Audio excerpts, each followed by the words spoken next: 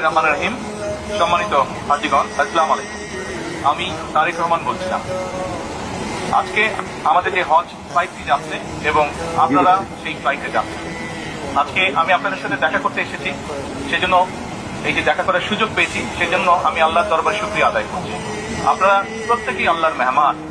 আমি দৃঢ়ভাবে বিশ্বাস করি আল্লাহর মেহমান যারা আপনারা আল্লাহর ঘরে যাওয়ার সুযোগ হয়েছে, আপনাদের তৌফিক হয়েছে। আপনারা যদি আল্লাহর দরবারে হাত তুলে কিছু চান, আল্লাহ ইনশাআল্লাহ সেটি কবুল করবেন। আপনাদের কাছে আমার বিনীত অনুরোধ থাকবে, আপনারা এই বাংলাদেশের নাগরিক হিসেবে, বাংলাদেশের সন্তান হিসেবে হজে যাচ্ছেন, দয়া করে দেশ এবং দেশের মানুষের জন্য দোয়া করবেন, যাতে করে আল্লাহ আমাদেরকে তৌফিক দেন, যাতে আল্লাহ আমাদের উপরে রহমত নাজিল করেন, যাতে আল্লাহ আমাদেরকে সাহায্য করেন।